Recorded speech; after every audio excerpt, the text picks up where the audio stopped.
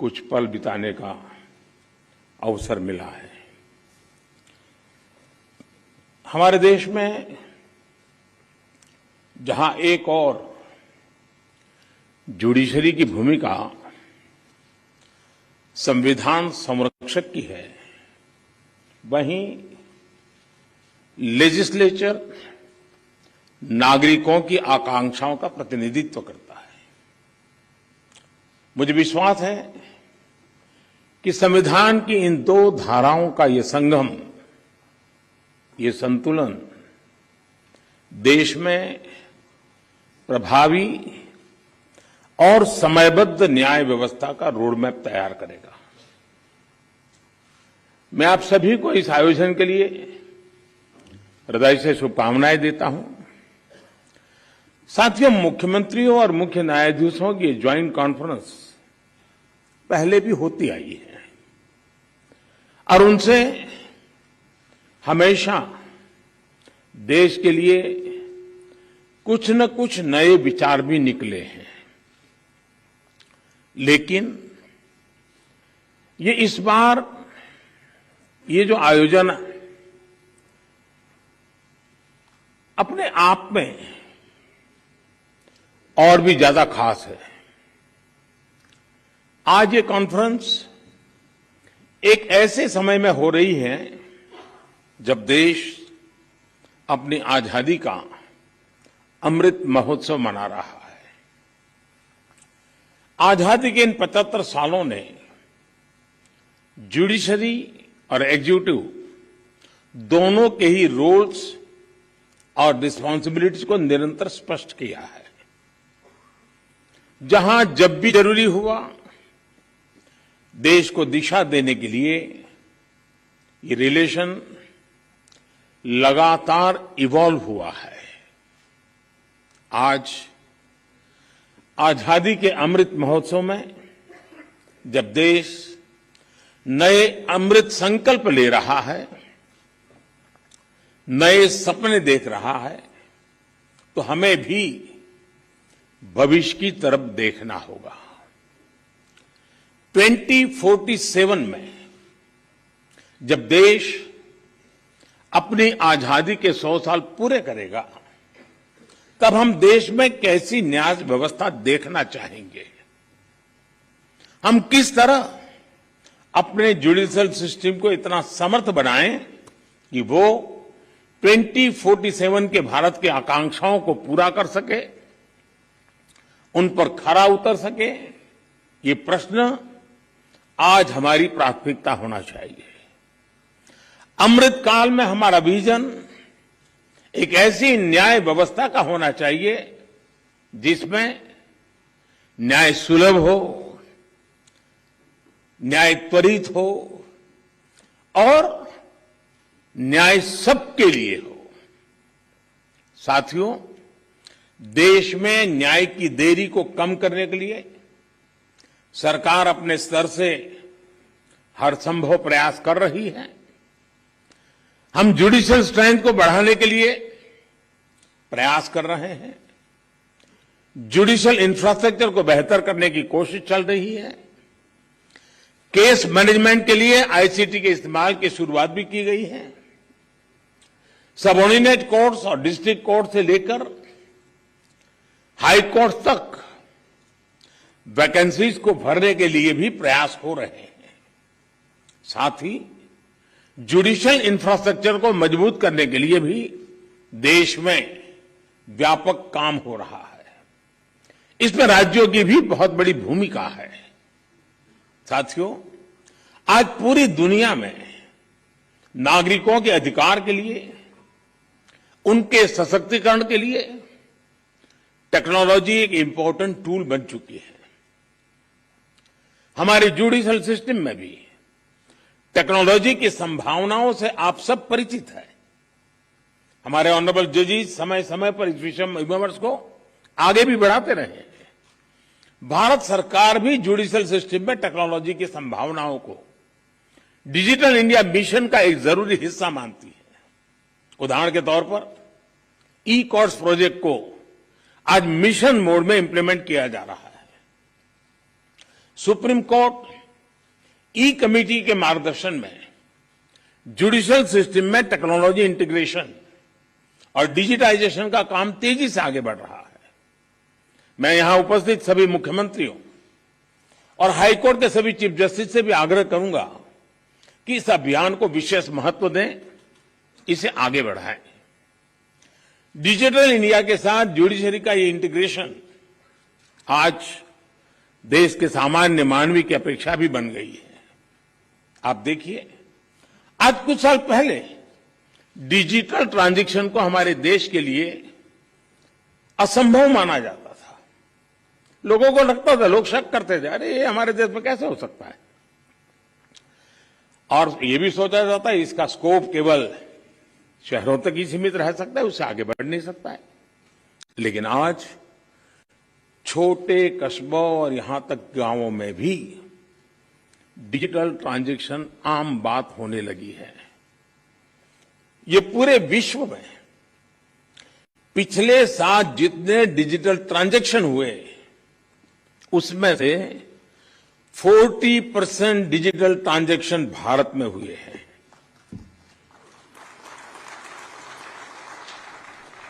सरकार से जुड़ी वो सेवाएं जिनके लिए पहले नागरिकों को महीनों ऑफिस के चक्कर काटने पड़ते थे, वो अब मोबाइल पर अवेलेबल हो रही है। ऐसे में स्वाभाविक है जिस नागरिक को सेवाएं और सुविधाएं ऑनलाइन उपलब्ध हो रही हैं, वो न्याय के अधिकार को लेकर भी वैसे ही अपेक्षाएं करेगा।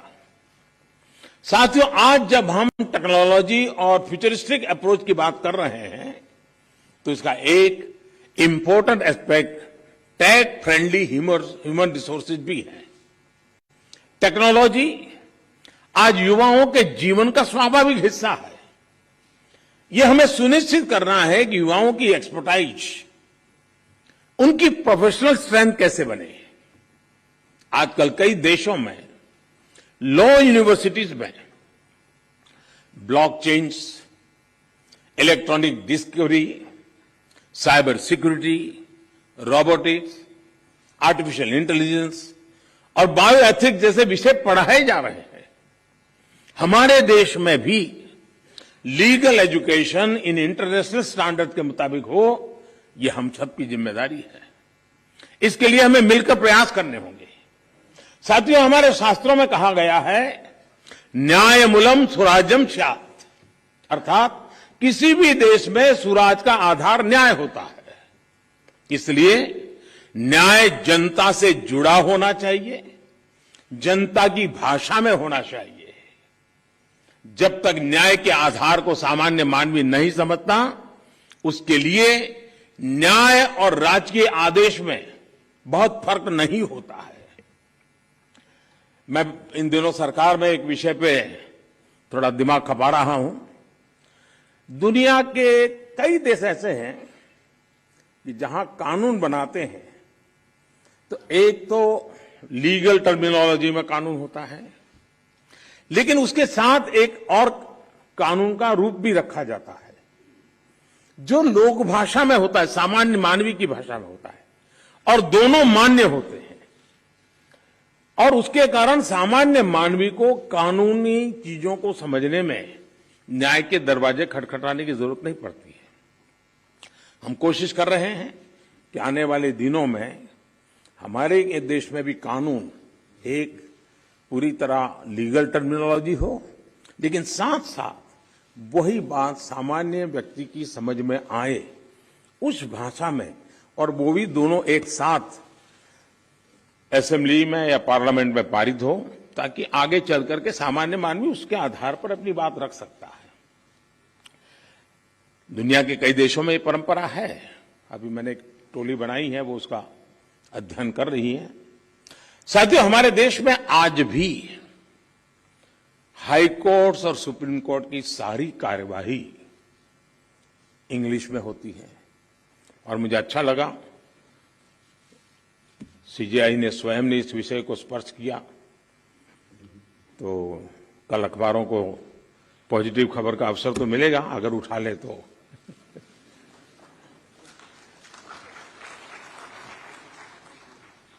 लेकिन उसके लिए बहुत इंतजार करना पड़ेगा। साथियों, एक बड़ी आबादी को न्यायिक प्रक्रिया से लेकर फैसलों तक को समझना मुश्किल होता है। हमें इस व्यवस्था को सरल और आम जनता के लिए ग्राह्य बनाने की जरूरत है। हमें कोर्ट्स में स्थानीय भाषाओं को प्रोत्साहन देने की जरूरत है। इससे देश के सामान्य नागरिकों का न्याय प्रणाली में भरोसा बढ़ेगा, वो उससे जुड़ा हुआ महसूस करेगा। अब इन समय हम एक कोशिश कर रहे हैं कि टेक्निकल एजुकेशन और मेडिकल एजुकेशन मातृभाषा में क्यों नहीं होना चाहिए। हमारे बच्चे जो बाहर जाते हैं, दुनिया की वो भाषा कोशिश करते हैं पढ़ करके फिर मेडिकल कॉलेज की, तो हम हमारे देश में कर सकते हैं। और मुझे खुशी है कई राज्यों ने मातृभाषा में टेक्निकल एजुकेशन, मेडिकल एजुकेशन के लिए कुछ इनिशिएटिव लिए हैं। तो आगे चल करके उसके कारण गांव का गरीब का बच्चा भी जो भाषा के कारण रुकावटें महसूस करता है, उसके लिए सारे रास्ते खुल जाएंगे। और ये भी तो एक बड़ा न्याय है, ये भी एक सामाजिक न्याय है। सामाजिक न्याय के लिए न्यायपालिका के तराजू तक जाने की जरूरत नहीं होती है। सामाजिक न्याय के लिए कभी भाषा भी बहुत बड़ा कारण बन सकती है। साथियों, एक गंभीर विषय सामान्य आदमी के लिए कानून की पेचीदगियां भी है। 2015 में हमने करीब 1800 ऐसे कानूनों को चिन्हित किया था जो अप्रासंगिक हो चुके थे। इनमें से जो केंद्र के कानून थे, ऐसे 1450 कानूनों को, 1450 कानूनों को हमने खत्म किया। लेकिन राज्यों की तरफ से केवल 75 कानून ही खत्म किए गए हैं। मैं आज सब यदि आदरणीय मुख्यमंत्रीगण यहां बैठे हैं, मैं आपसे बहुत आग्रह करता हूं कि अपने राज्य के नागरिकों के अधिकारों के लिए, उनकी ईज ऑफ लिविंग के लिए आपके यहां भी ये कानूनों का इतना बड़ा जाल बना हुआ है, काल बाह्य कानूनों में लोग फंसे पड़े हैं, उन कानूनों को निरस्त करने की दिशा में आप कदम उठाइए। लोग बहुत आशीर्वाद देंगे जी। साथियों, न्यायिक सुधार केवल एक नीतिगत विषय या पॉलिसी मैटर ही नहीं है। देश में लंबित करोड़ों केसेस के लिए पॉलिसी से लेकर टेक्नोलॉजी तक हर संभव प्रयास देश में हो रहे हैं। और हमने बार बार इसकी चर्चा भी की है। इस कॉन्फ्रेंस में भी आप सब एक्सपर्ट्स इस विषय पर विस्तार से बात करेंगे ही, ये मुझे पूरा विश्वास है। और मैं शायद बहुत लंबे अरसे तक इस मीटिंग में बैठा हुआ हूं। शायद जजीज को ऐसी मीटिंग में आने का जितना अवसर मिला होगा, उससे ज्यादा मुझे मिला है। क्योंकि मैं कई वर्षों तक मुख्यमंत्री के रूप में इस कॉन्फ्रेंस में आता रहता था। अब यहां बैठना मौका आ गया है तो यहां से आता रहता हूं। तो एक प्रकार से मैं इस महफिल में सीनियर हूं।